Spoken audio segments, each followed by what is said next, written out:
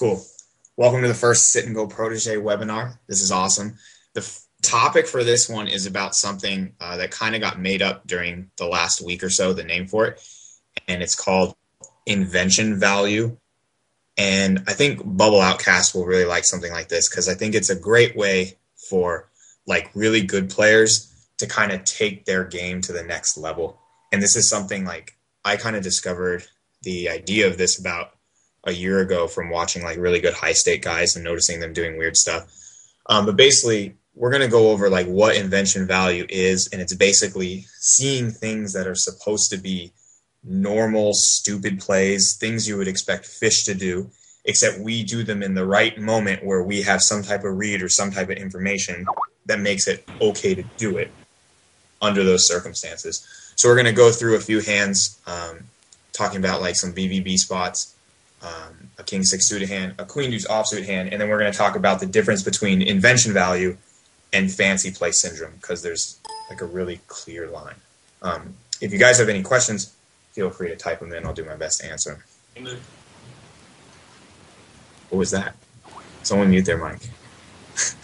Okay, so basically, invention value, this idea of this is bad right here. If you have king six of spades, or whatever hand you have that you're going to shove right here, right? It's standard to shove, okay? And this is where I wish I had Gazillion's hand, because he had the perfect hand. It was final table of a 45 man.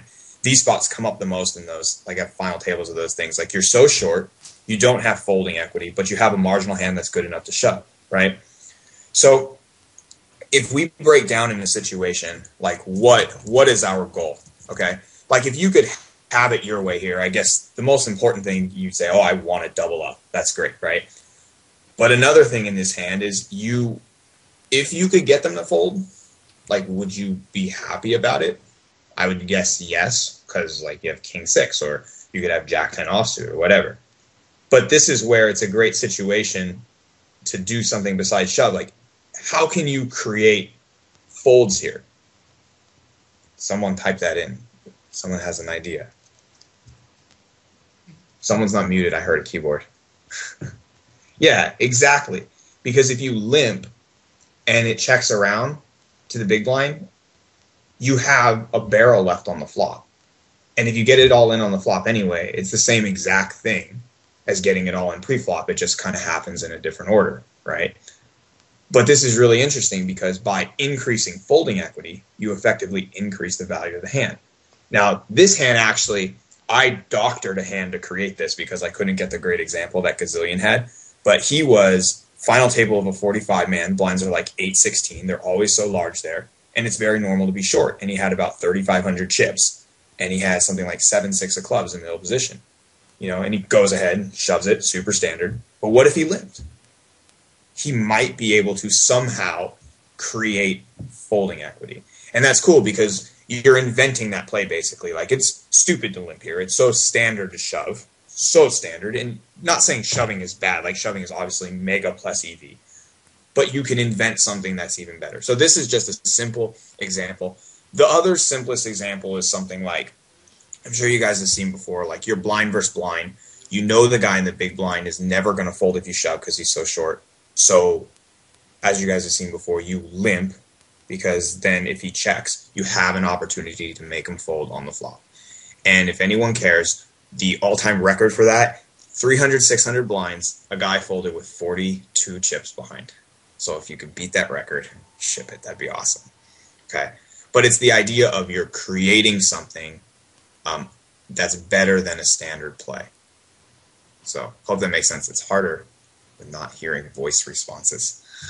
Okay, so now let's look at the first like really, really good hand here.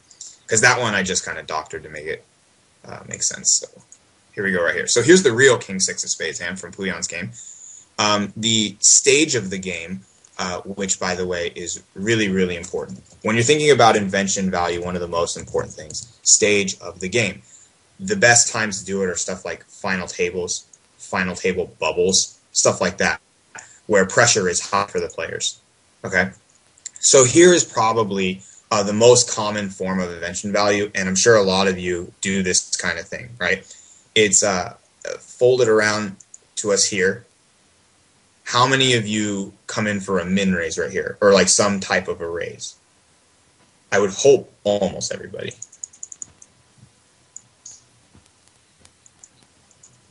Someone's mic is on.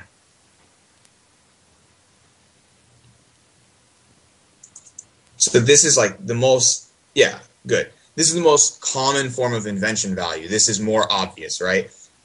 You pretend like that guy with 33K is not there, and we min raise, call all those guys, and fold to the 33 guy, right? The only time maybe that this is not a good idea is if the producer 86, yeah, you did fold. The producer 86 guy, if there's some type of meta game or something where he 3-bets us really light. So then if you were to min raise here, you'd have to counteract that by 4-bet shoving light as well. But of course, the odds of it coming down to that in game, not very likely. You know, but this is something that even if you are playing a lot of tables, this should be very, very standard. Okay, so this is the simplest form of invention play because this is not a shove and this is not a fold. But by min raising, we're effectively shoving, and so now you can add all those plus EV min raise calls to your, I don't know what the right word is, to your collection of expected value. Okay. But this is the simplest form. So are they, like, what types of ranges would you guys raise in a spot like this? Arsenal is the best word. I think that is to your EV arsenal. So like, what are some hands? Like what would you say? Write in some of the worst hands that you guys would raise here.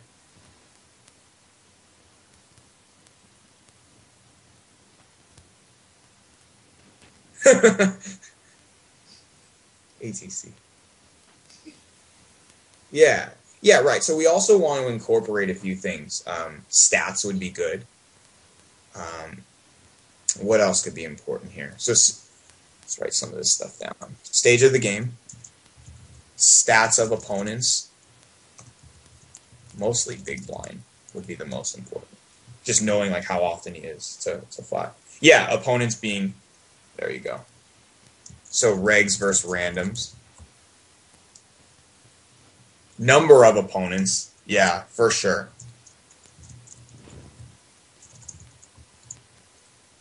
Just leave it the way you said it. It's better.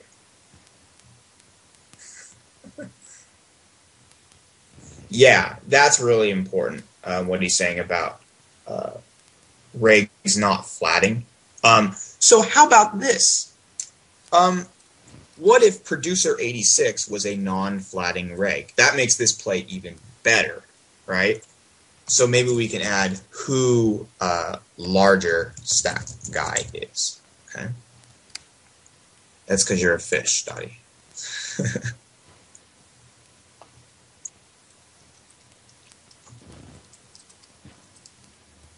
Yeah, we should be very wide. I mean, basically, like in theory, if we block, how do we block that guy? We'll just pretend. If we block him out, what would you shove here if folded to you?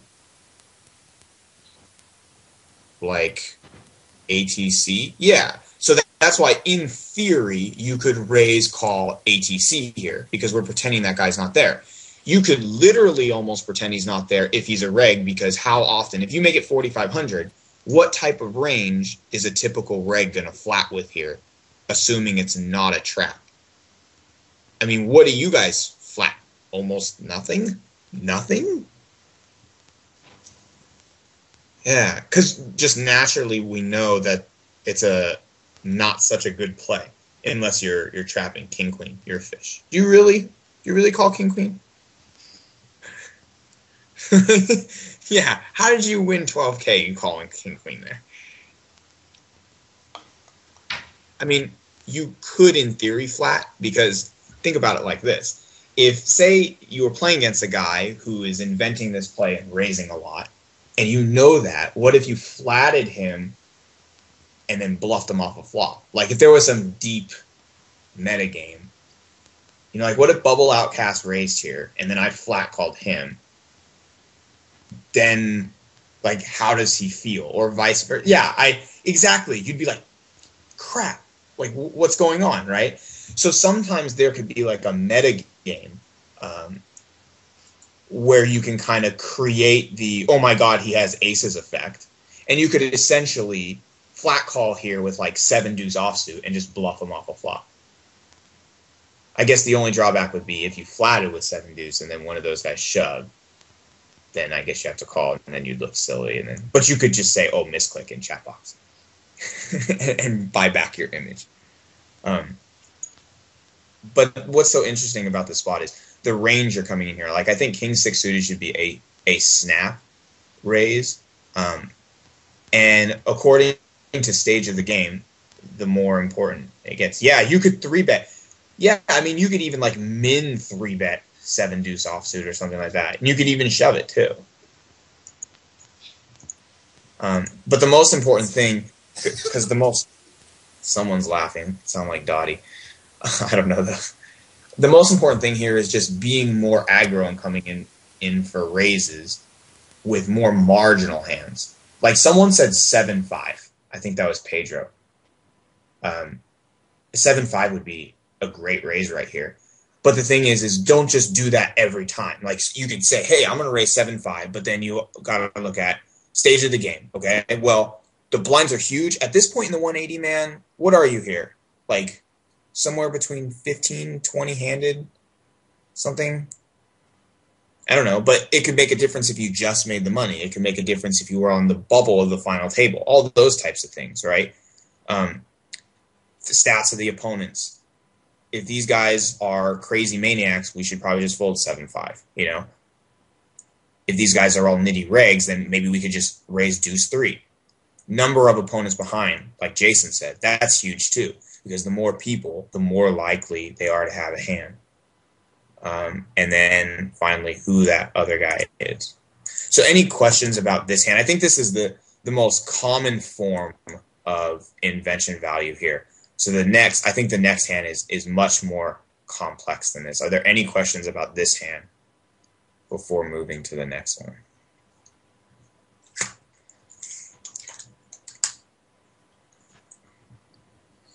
Yeah. So I think about four-handed. Now it's stage of the game, right? So I think the deeper you are, the more pressure, like you mentioned, which means the more aggro we should be in our raises. So like here, if you wanted to balance and say like, okay, I should also, whoa, I forgot to throw in your stack size because you can afford it here like crazy. But I think that the more pressure in a situation, the more likely you can raise. So if you wanted to balance here and say, okay, well, I'm on this like 2 tables left, so I'll be wide, but not all of my hands wide, right? Like ATC. But if this was four-handed in the same type of scenario, there's probably much more pressure, which means people are more likely to fold, which means more folding equity, which means you should raise wider, right? Equals, and I would say ATC, yeah. If this was four-handed or something like that at a final table, and the higher the buy-in, the more the extreme. Ultra ATC, like I almost even want to raise it. I guess it'd be negative EV if you had blank cards, because then if someone shoved, you'd have to fold because you'd have 0% equity. So I guess that would be negative EV. But literally, I would do any 2 if the pressure was high. And that all relates to stage of the game. So good question. Would I ever limp aces here? That's an interesting question, because we're raising here because we feel like there's a lot of folding equity. So why would we do something that creates folds with a hand where we don't want to create folds? I think limping aces here would be a very, very valid play. It only might get confusing if this guy limps behind and then there's some type of scary Jack 10-9 flop and we have to just kind of play really small ball there. But against these guys in the blinds, it would actually make a lot of sense to limp aces here. And I've never really done that in this situation. I think it's better than raising, because we're raising because we think we're creating folds. So why would we want to create folds with aces? Exactly, yeah. And that's a great point too, Steven. If they bink a pair, they're going to jam because they're so short. It's like, oh my God, I'm so desperate. Oh, second pair, that's the nuts for my stack size, all in, and you're just waiting there to pick them off. I think limping here in this kind of stack setup situation is better. But that's good. Okay, That's not a question. Yeah, and that's a great point too. Keep in mind about image too. Now, I would say it's more rare that image plays an impact because image requires your opponents to remember things. So sometimes image, like if you did something crazy, right, or you limped aces or something, at most an average player you can only expect them to maybe remember that for a little bit, and then it might fade away. Because think about it, it's really, really hard to recall events. Like it's evening for you guys. Like, what did you eat for breakfast in the morning? Sometimes it's hard to remember that stuff, and so we expect like these guys to remember plays that we're making. Nest quick off. Yeah, okay, never mind. So you can limp against Steven.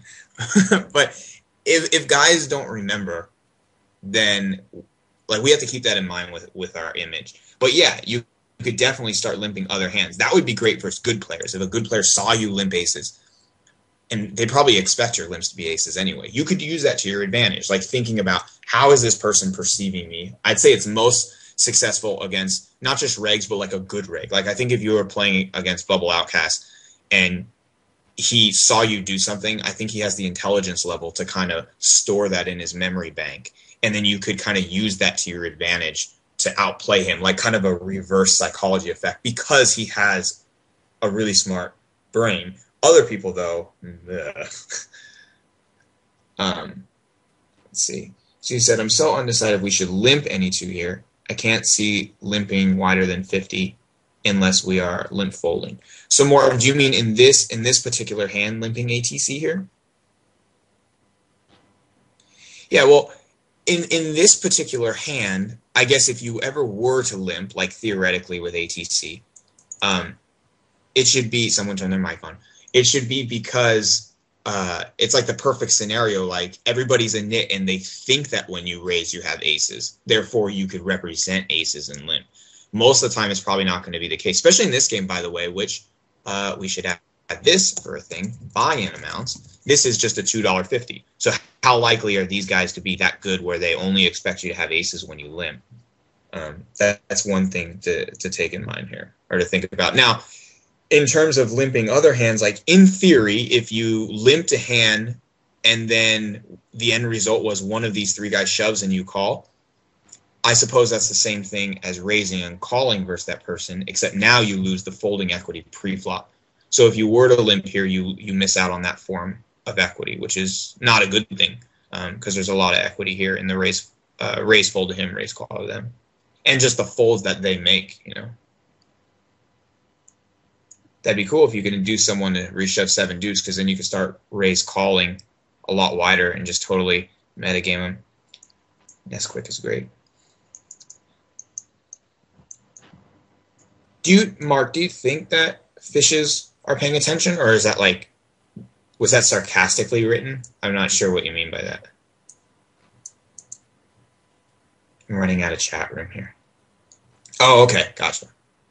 Yeah, and think about the things that might be noticed. I think like a bad player might be more likely to notice something that's so obviously bad. Like if you shove BVB with Jack 3, they're like, oh, okay.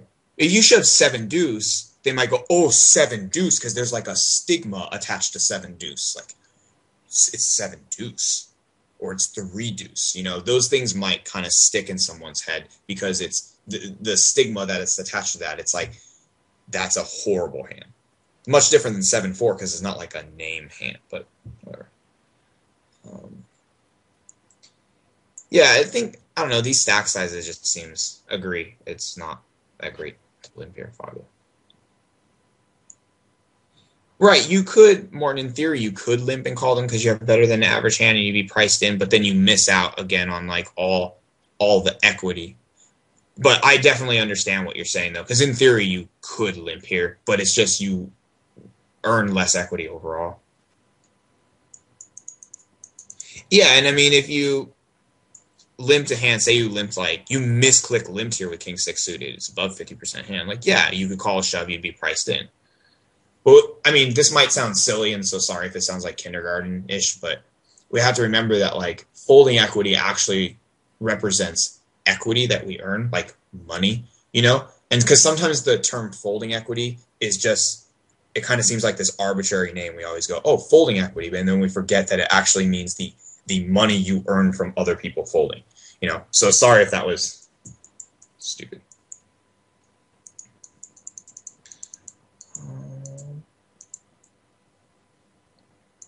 Yeah, and that's true. They will have a decent hand if they jam over the limp. There's definitely times to limp, but probably not one of them. So we tighten up a little the next couple hands when they see it with 7 deuce. Yeah, so that's one thing about image is just keep in mind what you did and how silly it looked, and kind of just look around and try to notice if anything changed after you did it. I think the most common example of that would be like heads up, because it's just one-on-one, and you got a guy who might notice you do something that's absurdly stupid. You know, like you shove ATC and you show up with 7 deuce offsuit. You might see a guy change. So it's kind of important to just see how opponents adjust to that. A really common thing is you notice someone just start blowing up and they just start shoving every hand because they get pissed off at you or something like that. Yeah, and Mavs, he's right. Like, there is a lot of value in raising, just because it's essentially like you're shoving, you know? You know that thing where people say, oh, I would take every plus EV spot possible. But then some guys might fold in this situation because it's not a plus EV shove. It's not easy. I still think this is like the most common form of invention value, just noticing a spot pre-flop that's not a standard push fold and then taking advantage of it, and knowing that by raising you're effectively pushing just only into the people you want to go against. So you still have the 4,200 pot as a reward, but you're only risking, you know, 4,000 to 5,000, depending on whatever your raise is. And that's a great point that Puyan has too. People don't automatically adjust. Like, for all we know, like, these guys could just be like, you know, checking their email while they're playing this game or something like that. I mean, think about it like this. The best players, take a guy like Bubble Outcast. There are not a lot of guys who can remember things that you do. Bubble Outcast is going to be one of them. However, he's so good that he's playing like 30 games while this is going on. So he might miss this just for a different reason, right? Because he's busy using his brain to win monies once he moves to Canada. Burn. Right? So good players might be distracted playing all their other games because that's how they make money. And then a random guy who doesn't have many games up maybe just doesn't have the brain capacity to kind of recall events. So are you moving officially? We should have a webinar about your trip to Canada, because it sounds really cool.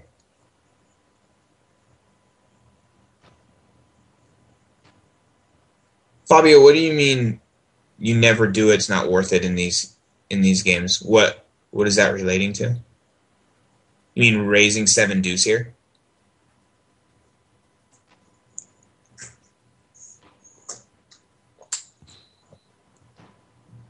I hope it doesn't attack. Sounds fun, man. Yeah, you don't have to raise 7 deuce. It's kind of what, like Mark mentioned. He said, like, what about 4-handed in a 180? And that's like stage of the game, right? There's way more pressure. So now go to like true ATC. But here you can balance it by, you can fold your absolute crap now because the stage of the game says, hey, there's pressure, but there's not like massive pressure, right? Ready for the next hand? I'm excited about the next one. Any more questions about this or comments? Okay, cool. So this next hand is more complex. It's mostly going to occur around final tables and bubbles, because in order to pull off plays like this, you need to be paying attention. And when you have a bunch of games up, it's harder to pay attention. But I would hope that come final table bubbles and final tables, you know, you do whatever you can to pay extra close attention to that. Okay. So the first thing, like in this hand, that I noticed right off the bat is that this guy has 59-22. So first, let me tell you stage of the game, okay? This is final table of the $2 180 man. 7 people left. Hero is the chip leader, okay? Stats of opponents, we don't have that information right here because we don't have Hold'em Manager up. These guys are randoms. Number of opponents, just 3, so that's good. The larger stack guy is us, so that's great. There's only one guy we're worried about right here. And yeah, him being on the button's not great because if he flats, he's in position, but whatever. Okay. Our stack size is great. Number of big blinds. How about that? So stack depth in big blinds is huge because it kind of gives a clue into how comfortable we are just in case we have to go to a flop. How's like almost 30x? Yes, great question. Real big blinds. Because remember, true big blinds is only when you're open shoving.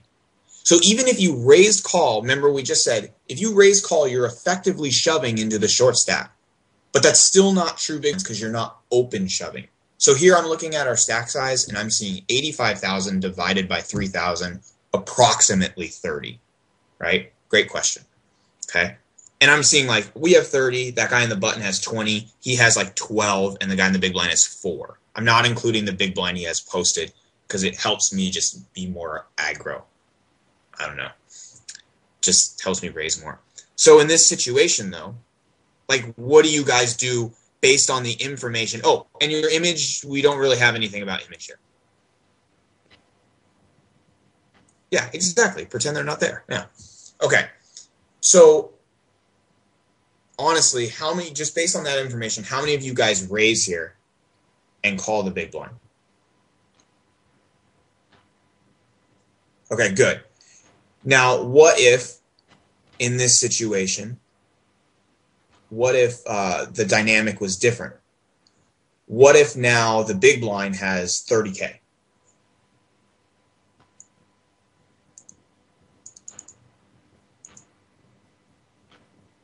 Because of the 5,900 guy, right? So you guys are basically basing this off of a guy has 2 big blinds, so attack. Okay, let's make the 5,900 guy have 30K as well.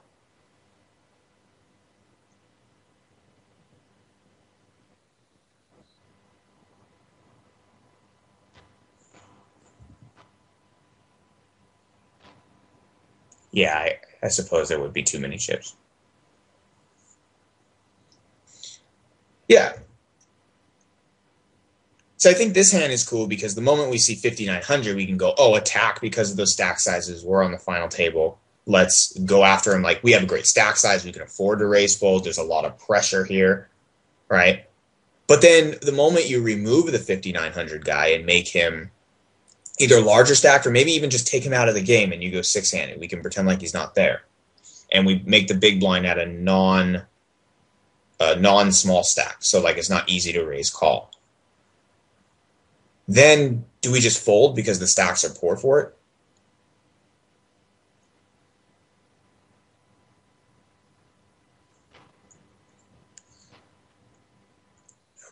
Right, because then you can look at stats of opponent. If they're tight, I agree. Like if they're tight, come in for a raise. If they're average or loose, go in for a fold. Good.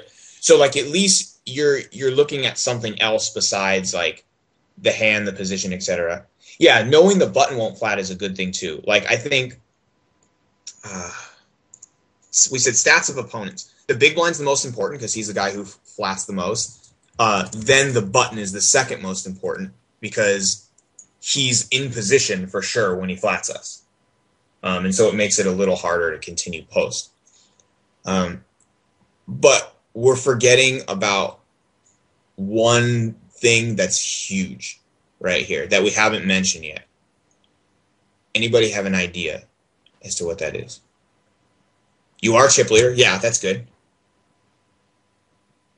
What else? Here, I'll show these ones again. There might even be more, too, that I'm not thinking of. But there's one big one that we haven't mentioned yet. Anybody else have an idea?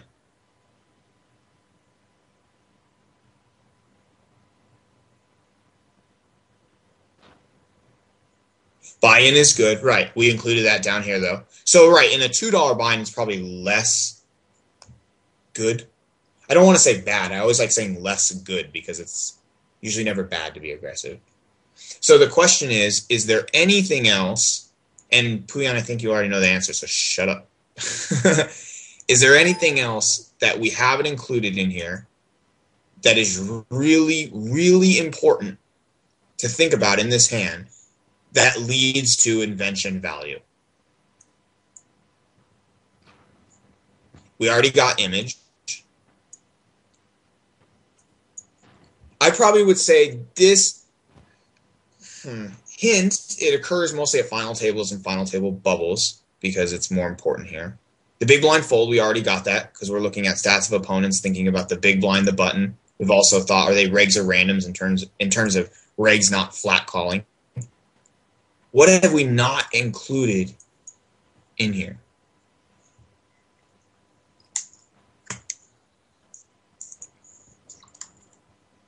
Yeah, we didn't include hand value. That's a great one. That's not what I'm thinking, but that's good. Hand value.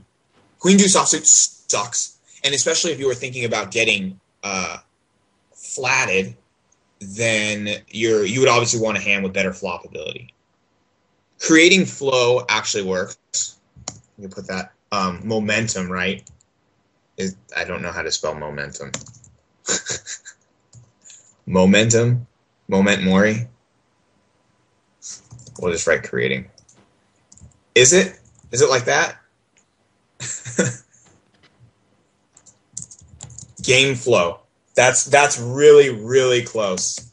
That's basically as close as we're gonna get right here, I think. He's got it. Game flow, okay?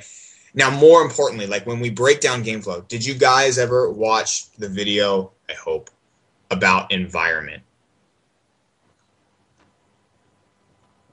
Okay, so like I think this is as close we're gonna get to the answer. If you could take it one step further than game flow, like inside of game flow, what would you say is important? I wonder if you can get closer to it. Anybody. It deals with game flow. How could you get more specific?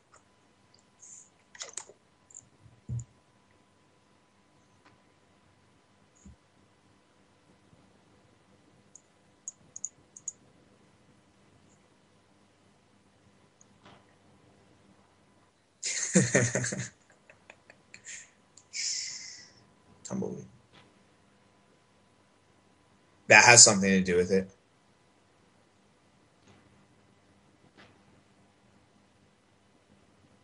Yeah, I guess that would be image.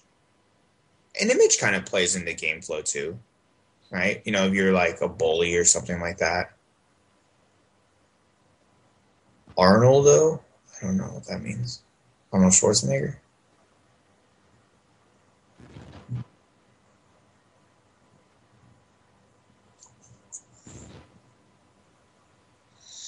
Oh, his screen name.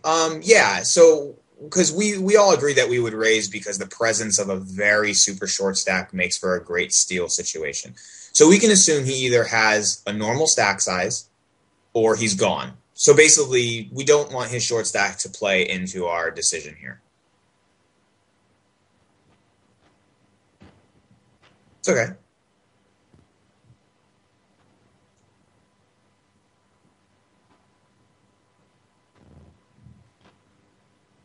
What'd you guys do yesterday?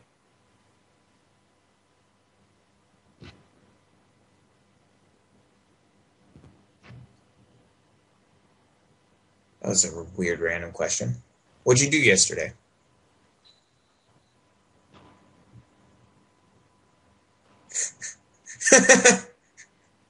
Okay, right? Think about that. Okay, so I have a question for you. What happened right before this? You just made a beer mug in Skype? How come no one's thinking about what? Yeah, great question. And that's where it relates to game flow. Great question, man. Did you raise last hand? Do you want to see the last hand? Because that's the other hand I have here, is the hand that happened before this. Well, it depends, because it depends what happened on the last hand. If it's because you're raising and stuff, then yeah, it's because it would be like image related, I guess. So, all right, let's look at the last hand. Okay, and this deals with game flow. It's like what led up to these events. Okay, here's the previous hand. Okay, what do you guys do?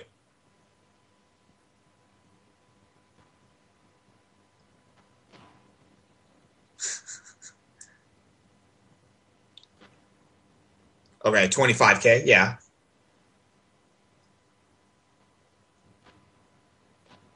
Yeah, it's just, some type of an aggressive play. The stacks behind us make it great. You could shove, you can make it 25, whatever we're doing here, okay?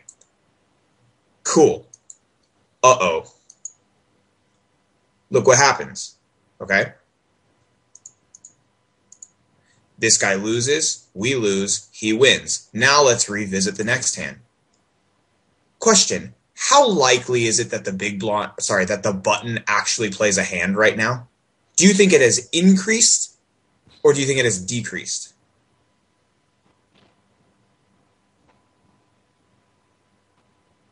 Yeah. Because that dude just tripled up. Yeah. Who in the world, exactly, man. He's sitting there at his desk or whatever, and he's just like, yeah, boy, right? And he's loving shit right now. His folding equity, the chances that we get by him dramatically increase, right? This guy's folding tons now. Exactly. He's like on instant messenger, and he's like, dude, just tripled up final table 180. What? So we notice that, and we invent a play here. We go, I bet that guy's folding more than normal. Way more.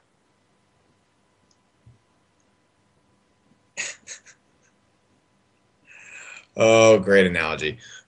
Or simile, whatever you call it. So think about this. The most powerful time this comes up is when the guy who wins the hand is the under the gun player. Because then he's in the big blind, and we attack his big blind all day, all night. This is a great example because this guy just, oh man, he's loving it, right? But we can never know that unless we think about what happened yesterday or what happened in previous hands leading up to this. And I think this is one of the biggest weaknesses in all like forum posts of poker hands. Because what we see is a frozen moment, and we don't get to see what came before it, right? So I've said this to some people. If you know the answer to this, don't say anything. I'm going to say something. Tell me what it means, okay? She was great last night.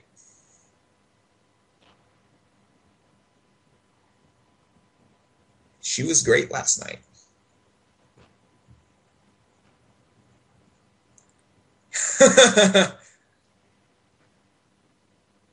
I can sense the vibe here. Yeah, right? We played backgammon. Right, well, you know, we all know what each other, what we're thinking, okay? But the thing is like, that's something that I realized when I started learning about this, that's when it clicked, is I remember saying that because I took my dogs on a walk, and my dog was great. She didn't pull on the leash. She was great last night. And it's really cool because it's totally something you didn't think, right? Because we need to know what happened before in order to put something in context now. Thank you, Stephen. If we don't know what happened before, how do we know what the context is now?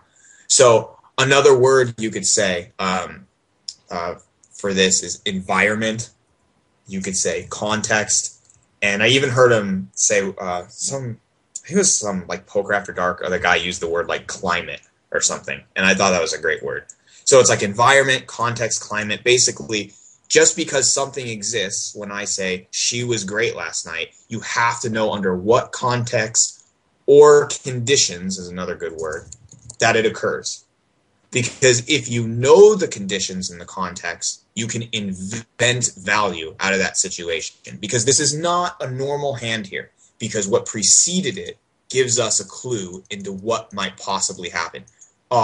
Aces? What? How about hands? I wish I had this hand. Morton had a hand where he shoved 8-7 of clubs at a final table, super standard shove as the chip leader, and some guy just randomly called off with king 7, right? Just randomly. And he just like, lost a bunch of chips in that hand. You know what happened the hand before, guys? He got all in with aces versus king 9 and king jack, and the flop was king X. That guy's hating life. And the turn was a 3, and the river was a 3. That guy's just like, he just got double cracked by the case kings. And so what's he do on the next hand? He just gives up and calls off his whole stack. Another great example. She was great last night, but if you know what happened before, was that guy getting hit by 2 guys with king jack, king 9, 2 kings on the flop, you could understand that his emotions are changing. Great point, Mavs.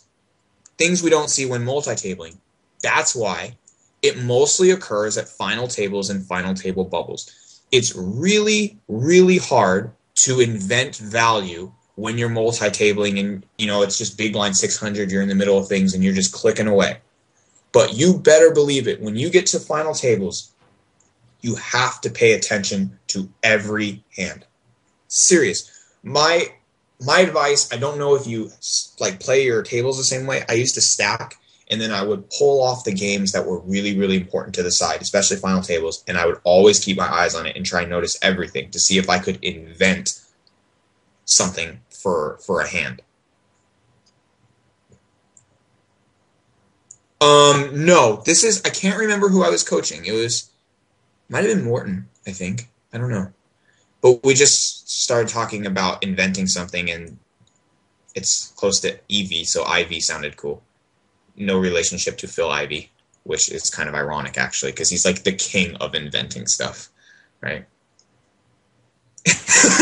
Guilty about board games, right? You're dirty, dirty mind. Okay. Yeah, like what Puyan's saying, like moving final tables to the side, because you have to watch this. I always kind of look at final tables as like a story, right? So what if I think about Harry Potter when I'm at final tables? Whatever, that's my own business, right? But I think about it like a story, and I'm thinking there's 9 people in this story. There's me, and there's, yeah, what up, Ritz the Rebel. There's 9 people, and 8 of them we have to know something about.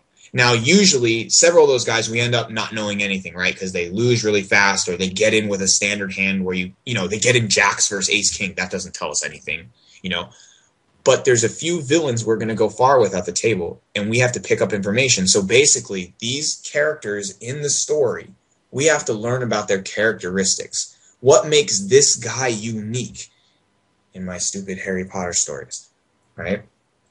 What makes this guy special? Is it because he's super passive? Because he's a complete lagtard? Because he folds when he has 1 big blind left? Whatever it is, there's things that we can notice about these people, and they can help us invent things. And then when we combine that with watching the flow of the game, and when we notice something like this happen, we can go, I have a prediction for what might happen next. And you can start taking advantage of things like that. And all you're doing when you do this is inventing value.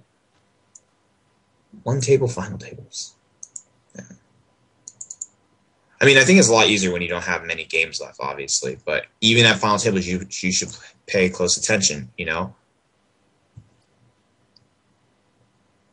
you think it's absurd to try and train ourselves to remember stack sizes, positions? In what context do you mean? Like what other people are doing in those situations?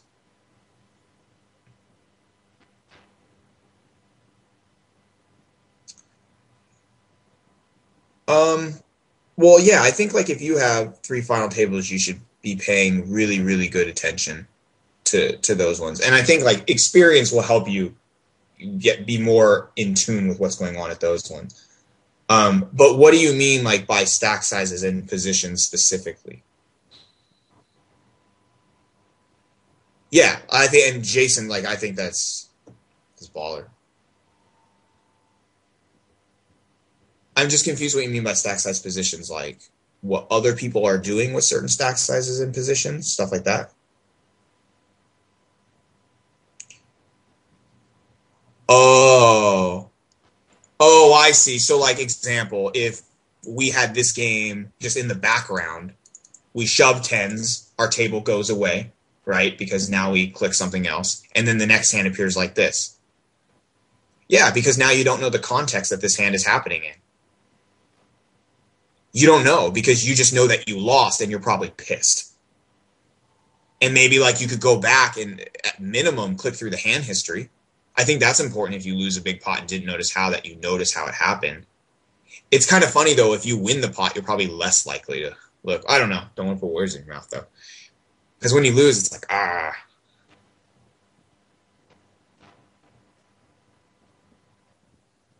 I agree. I think it's a mistake. And again, maybe not like mistake. There's a difference between bad and less good. Because it's not bad, it's just not as good.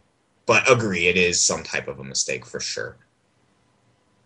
Yeah, I agree with you in terms of like, you don't watch the hand come out because it might affect you.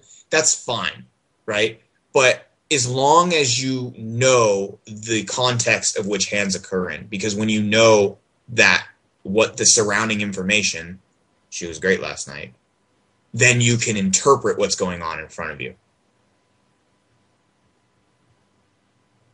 So as long as you're doing something that helps you interpret it, then it's fine.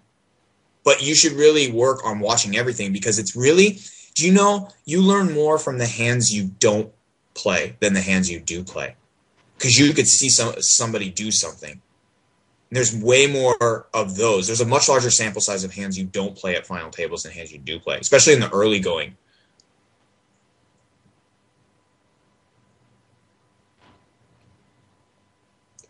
Yeah, some people can argue like to invent value by keeping your stack, I guess, because then that's good for future spots. But this is the future spot, kind of.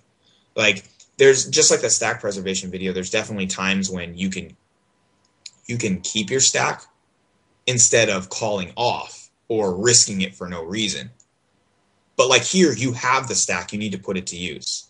Remember, there's a big difference between preserving your stack and not being aggressive. You should preserve your stack while being aggressive, I think, is the clear distinction there. Because if you can be aggressive and then you don't, like in this spot, it's folded to you, you know. Yeah, and agree. I think you could miss out on valuable information, like if you're not watching it. Learn without risking chips, free. You sound like a scam.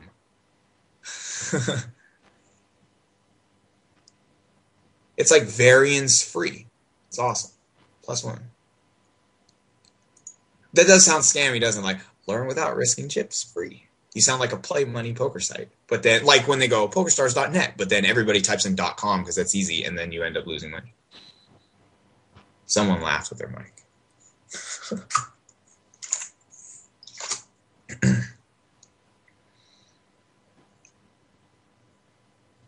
So what actually happened in this hand? Someone raised and we folded. Could you 3-bet? Maybe. But I just think it's an interesting hand because the things that precede it can tell us a lot about that stuff. So the last thing I wanted to say is, and this is the shortest part, 3-betting a 3x. Yeah, well, exactly. Because he's 3x, he's not min raising or something like that. But hey, you never know. What if the preceding hands of this was he was 3xing and folding like 2 or 3 times? You know, then it takes on a different meaning. But whatever, I'd fold there like 100% of the time too. So anyway, invention value versus fancy play syndrome. This doesn't mean just go buck ass crazy, right? The most common things are pre-flop because they're easier to notice, right? Just as, you know, just how you attack when a guy's really, really short here at 2 big blinds, right? Post-flop, there's more invention value than ever. It's just way harder to find because now it's a combination of hand reading, opponent tendencies, stack depths that let you maneuver, stuff like that. It's harder, and that's why, like, at least for now, concentrate for sure on pre-flop. But then you could kind of incorporate a post-flop too. I mean, why do you think guys like, I mean, Tom Dwan is just like God, he's so good. He's like the greatest poker player on earth, you know, and he just invents everywhere. But I don't even want to relate this to him because he's just in a whole nother atmosphere, you know. He's just amazing. But it's really important to remind you to be intelligent about your decisions and don't just know what you're doing. Don't just go, oh, I'm going to raise because I think it's a good time to do it. Don't just know what you're doing. Most important thing to say is know why you are doing what you're doing. You probably would crush them. So know why you're doing it. Don't just like, that seems okay. If you're going to invent something, at least start knowing why. And then over time, that's going to kind of turn into feel. And then you're just going to feel it a lot more. I just think it's important. We got those things there. Any questions about anything? Hey, the internet didn't go out. That's good.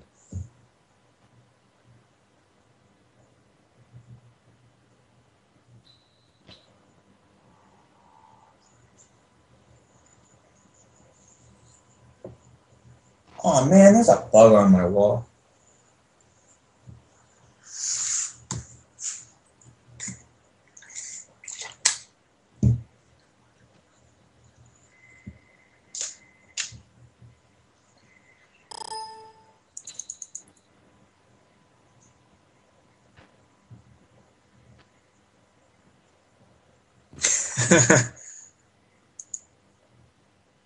Well, hopefully, I mean, go play a set now, you know?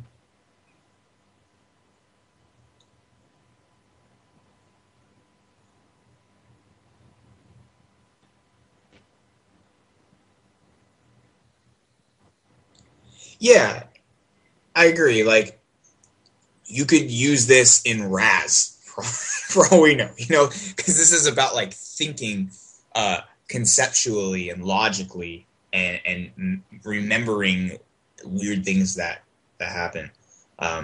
Could you use it in Badoogie? Can't guarantee it. But yeah, you do probably need to cut down a little more, like to get used to it and noticing these things. But remember, just final table where it counts and like final table bubbles, basically spots where there's large money on the line, no matter what the buy-in, just like the largest jumps of that game. And usually that's the same time when the pressure is the largest. And when pressure is the largest, the more people fold. The more people fold, the more you can raise. The more you raise, the more money you get. You know, until the DOJ takes it away. I gotta stop using that joke.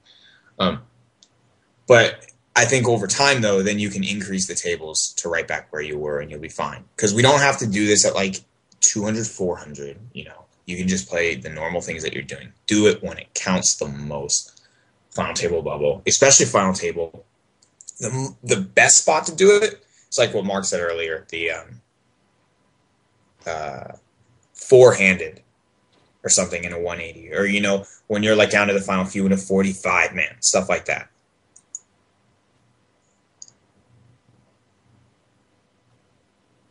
Thank you, sir. You need to go back to 20 tables, IMO. Yeah, and that's the thing too. Noticing pressure too is really important. What you said right here, like you said, oh, three-handed is when it feels like there's greater pressure, right? And sometimes recognizing there's pressure is one thing, and that's really good because a lot of people kind of just they do what they do. You know, like a lot of regs is just like auto. You know, do this, do that, do this. It's plus EV, move on, count your months, right? But sometimes there's different amounts of pressure given the situation. You know, maybe the stacks are deeper, so there's more maneuvering. Maybe the stacks are shallower, and so there's more shoving going on. A good word that me and Mavs used to talk about a lot is like vibe, just kind of like, how's this feeling? And I think that relates exactly to game flow. But sometimes you notice there's more pressure than normal based on stacks, based on players, just based on the overall context and conditions of the game. And it's up to you to take advantage of it, you know.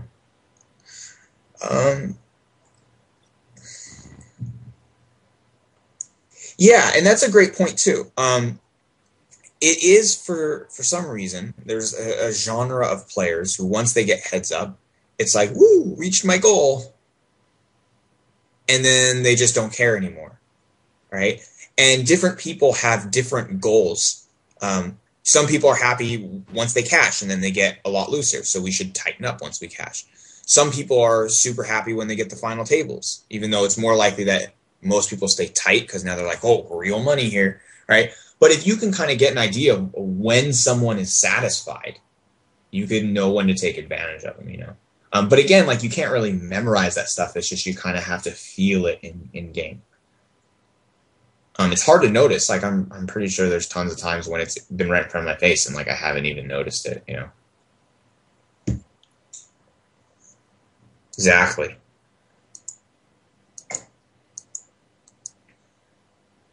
And when you notice a guy who's thinking like that, then change your strategy. You know, don't just do a normal strategy. What if this guy just shoves every time? Okay, limp in with ace-9 offsuit, let him shove, you call. You know, kind of tailor your game for the guy you're against. 30%.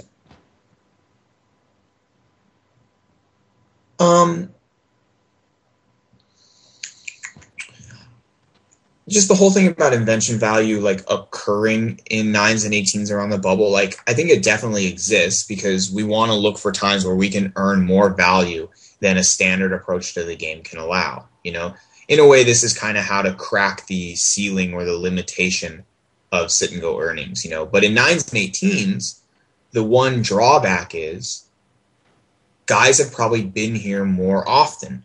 You know, now a fish who's playing in an 18-man, it's more likely that he's won other 18-mans in the past because, not saying the games are easier, but since there's less people, it's just they have a higher chance of winning.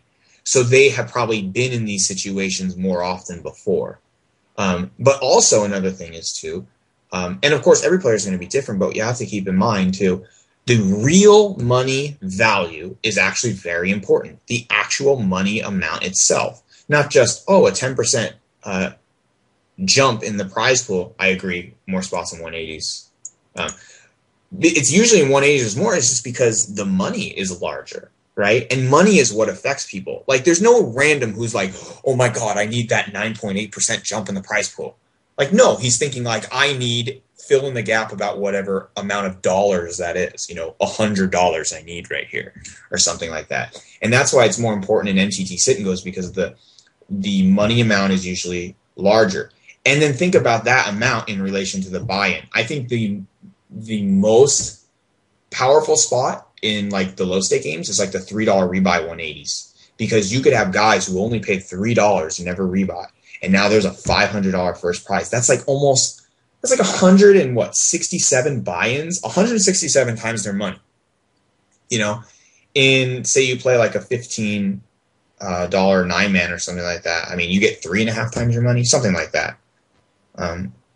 So it's just really important to kind of think of the real money scenario.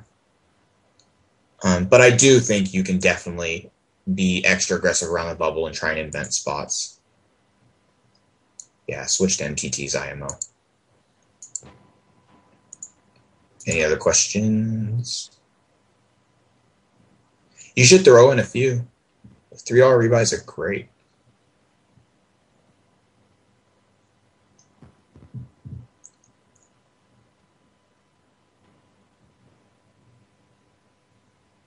You are welcome, sir. Yeah, they're great games. Yeah, that's right. I've heard too. Only heard, haven't seen. And the 8s go off a lot now, where before those 770s, they almost never loaded.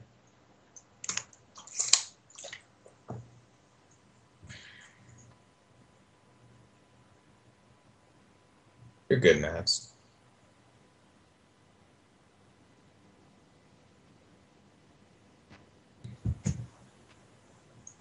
I think you can win at 9s if you do other stuff. But I don't know, because since the rate changed, it affected a lot, I heard. Drugs. To be honest, I don't even think I'm good, like, at all. Just think while you play. You know, find the reason you need to play. Like, for me, it was like, hey, I need to pay rent, you know, whatever motivates you. Asian tracker, he gets tons of rake back. I think your VIP level probably determines if you win at 9s or not. Oh, he is? Hey, I'm glad you learned, man. I think this is something really powerful. Like when you start playing again, hopefully, like in a week, because you're so good. And so now if you put that like the extra oomph into it, oh my God, you're going to be like beast of the beast.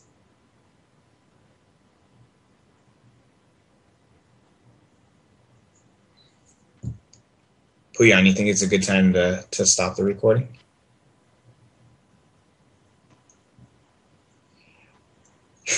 And it's unrelated, but I just threw away Harrington on Hold'em. It's literally in the garbage can right now.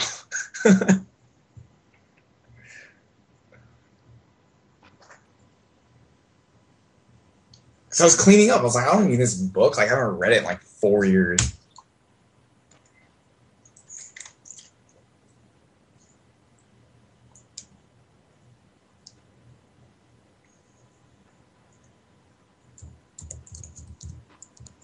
Why am I typing this?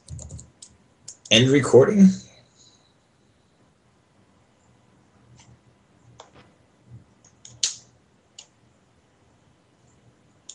You are welcome, sir.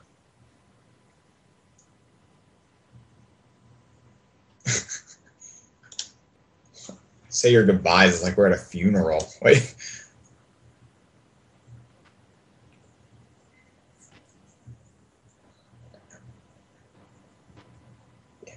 So yeah, so every Friday at 10 we'll do it. Get Jason to do one, but he's probably driving to Canada next week. All right, I'm gonna close Team Viewer for now.